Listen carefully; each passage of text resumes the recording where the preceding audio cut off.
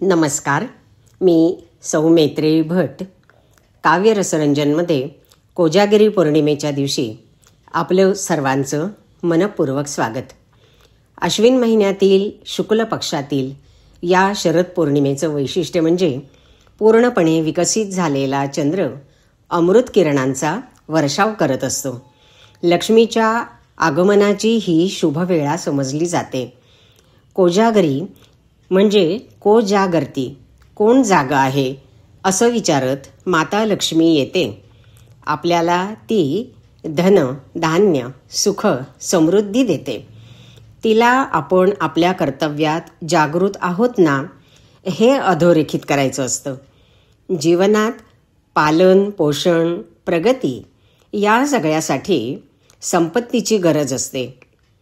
संपत्ती म्हणजे निव्वळ धन नव्हे, तर ज्ञान, उपजत कला आणि कौशल्य यांची प्राप्ती होय. लक्ष्मी ही धन, धान्य, विद्या, संतान, धैर्य, विजय, भाग्य, सृजनशीलता अशा विविध रूपांनी प्रगट होते. लक्ष्मी म्हणजे माणसाच्या सर्वांगीण प्रगतीसाठी गरजेची भौतिक आणि आध्यात्मिक पूर्ती आणि तिचं प्रगटीकरण होय. आदिलक्ष्मी आपल्याला आपल्या मूळ स्रोताचं स्मरण देते. आपण या समस्त ब्रह्मांडाचे अंशरूप आहोत याचे आपल्याला विस्मरण होते. त्यावेळी आदिलक्ष्मी आपल्याला या आपल्या मुळाशी संलग्न करते आणि सामर्थ्य देते. भगवती दुर्गेचं देवांनी आवाहन केलं तो दिवस होता अश्विन महिन्यातील शुक्ल नवमीचा. तिचं त्या दिवशीचं रूप सरस्वतीचं होतं. जी ज्ञान देते ती शारदा. परमार्थाच्या दृष्टीने ती ज्ञानकला आहे. सद्गुरूंच्या कृपेने प्राप्त होणारं ज्ञान तिथे आहे. त्यासाठी चित्त भगवंतांच्या नामाशी संलग्न, निगडीत हवं. असा जो अनुसंधानात आहे तो जागृत आहे. त्याला अमृतकणाची प्राप्ती होते. या शारदीय चंद्रकळेचा उल्लेख ज्ञानेश्वरीच्या पहिल्या अध्यायात आहे. माऊली म्हणतात, जैसे शारदीचिये चंद्रकळे, माझी अमृतकण कोवळे, ते वेचिती मने मवाळे, चकोर तलगे. चकोर पक्षाची पिल्लं ज्या हळुवारपणे, कोमलपणे शारदीय पौर्णिमेच्या पूर्णचंद्राच्या अमृत वर्षावाचे कण वेचतात, तसं साधकांनी सेवा आणि साधना यांच्या सहाय्याने कोजागिरी साधावी. परमपूज्य सद्गुरू श्री शिरीषदादा कवडे स्पष्ट करतात की आपण कोजागिरी म्हणतो, पण खरं तर कोजागरी हे बरोबर आहे. कारण भगवती लक्ष्मी जो जागा आहे त्याच्यावर त्या दिवशी कृपावर्षाव करते. पण जाग म्हणजे काय? ही जागृती चित्ताची हवी. चित्त भगवंताच्या नामाशी निगडीत असतं, ती जागृती. असा जो अनुसंधानात आहे त्याला अमृताची प्राप्ती होते. आपल्या अंतःकरणात सत्वगुण वाढला की त्या सत्वगुणरूपी दुधात सद्गुरूंच्या कृपा किरणांचा वर्षाव झाला की त्यातून जे प्राप्त होतं ते अमृत. काया, वाचा, मनाने जो नामात तल्लीन होतो त्याला अनायासे अमृतकण प्राप्ती होते आणि मग आतमधली अमृतकला प्रकट होते. आज चंद्र कोजागिरी पौर्णिमेला 16 कलांनी पूर्ण आहे. आता या साधकाच्या अंतरंगात प्रगट होणाऱ्या अमृतकलेला 17वी कला म्हटलेलं आहे. तीच जीवनकला, आनंदकला. ती अंतरंगात प्रकटली की दुःखाचा लवलेश उरत नाही. इथे अहंकाराचा पूर्ण नाश झालेला असतो. मीपणा सांडून जातो. या सर्वांच्या परिणामी जो आनंद कल्लोळ निर्माण होतो ती पौर्णिमा. पौर्णिमेच्या योगाने जीव कायमचा जागा होतो, भगवंताशी जोडला जातो. असं जर झालं तर कोजागरी साधली. नवरात्र उत्सवात दुर्गेच्या 9 रूपांची त्यासाठीच आराधना केली जाते. नवदुर्गा ही देवीची रूपं स्त्रीच्या वयानुरूप विकसित होत जाणारी रूपं आहेत. सर्व सृष्टीचं सूक्ष्म बीज मूळमायेत आहे.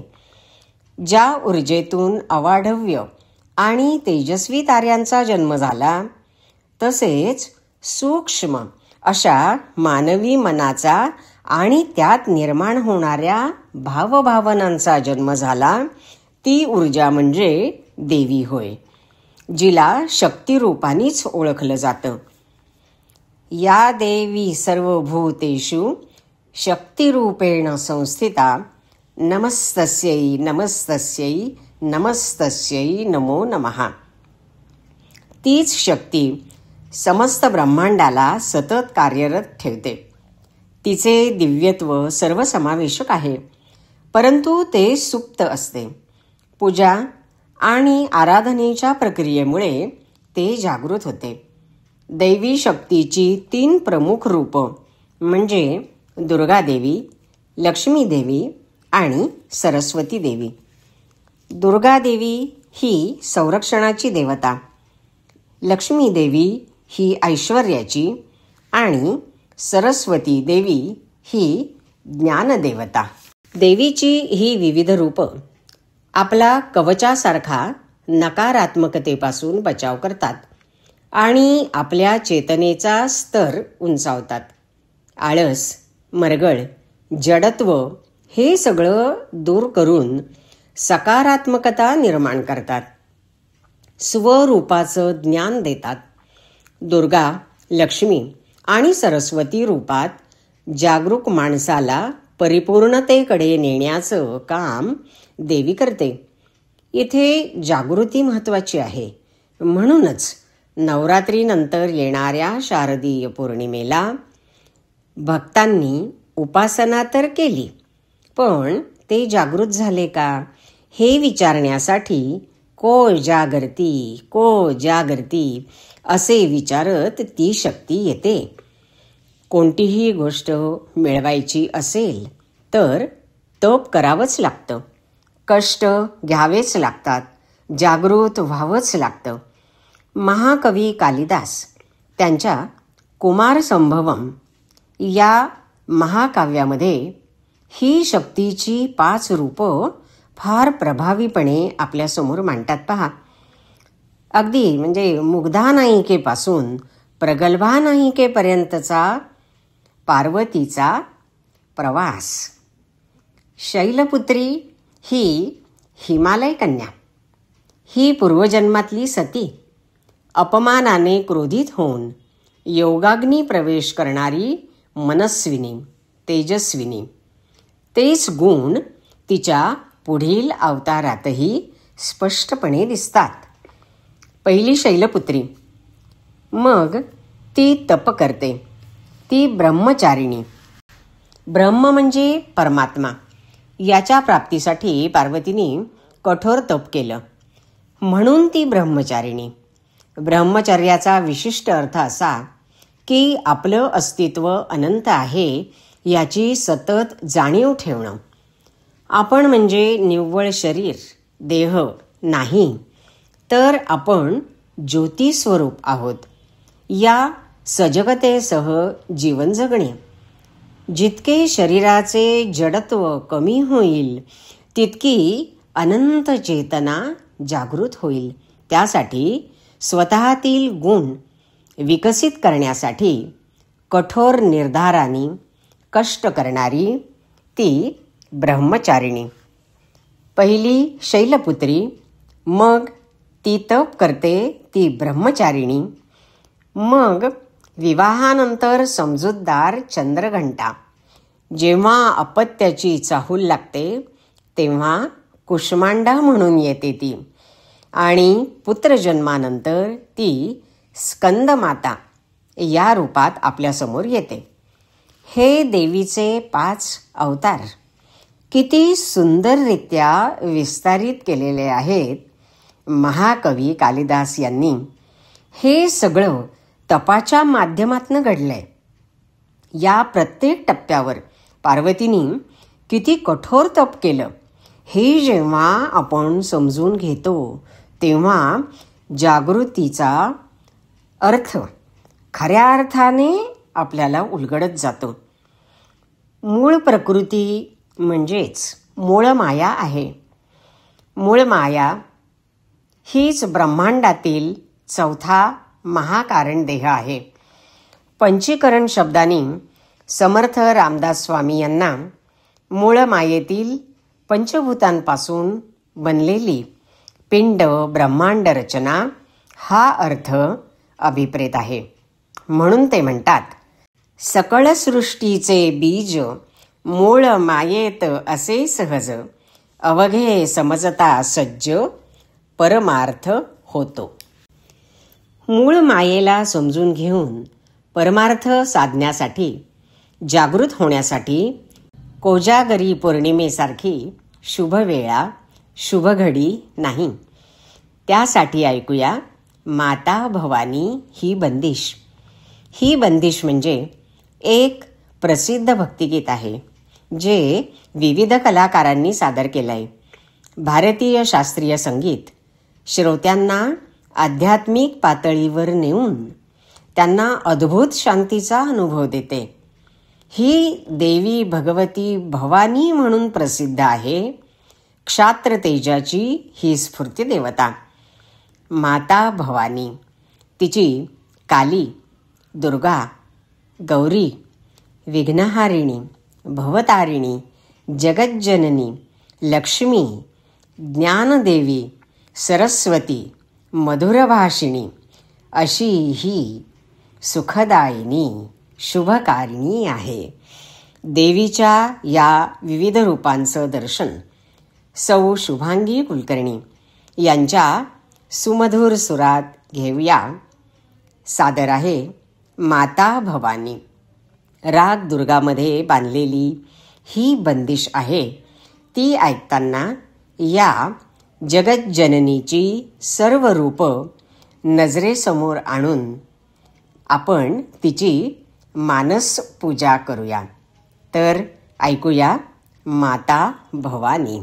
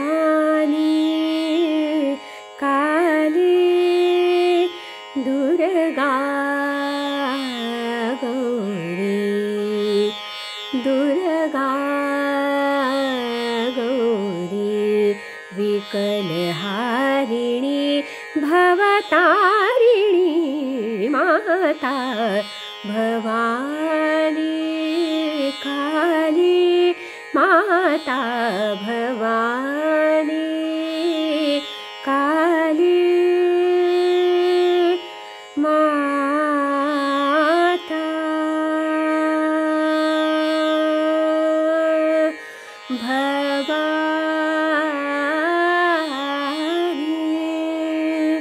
भवानी माता माता भवानी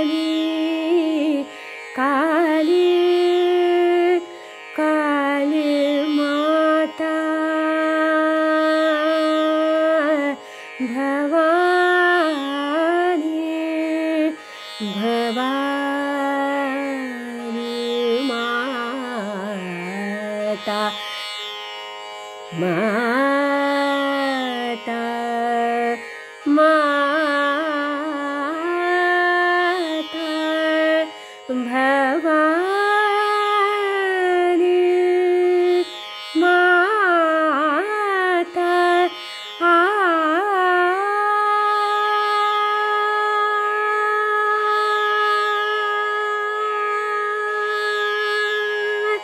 जगत जननी लक्ष्मी जगत जननी लक्ष्मी जगत जननी जगत जननी जगत जननी लक्ष्मी ज्ञानदेवी सरस्वती ज्ञानदेवी सरस्वती मधुरभाषिणी शुभदायिनी माता भवानी काली माता भवानी भवानी भवानी माता भवानी काली दुर्गा गौरी दुर्गा गौरी विकलहारिणी भवतारिणी माता भवानी काली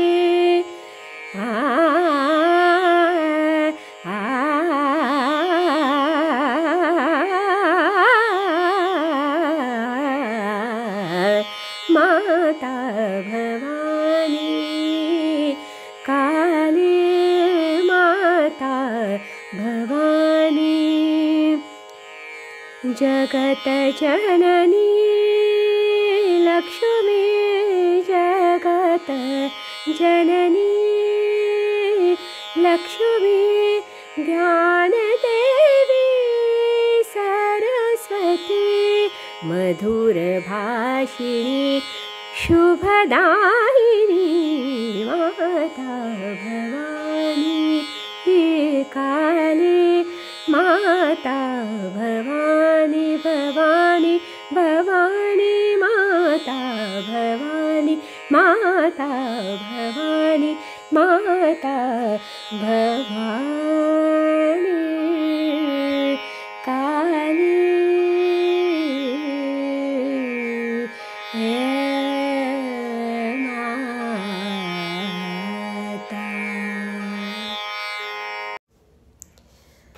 आपल्याला जर हा भाग आवडला तर लाईक, शेअर, सबस्क्राईब आणि कमेंट करायला विसरू नका.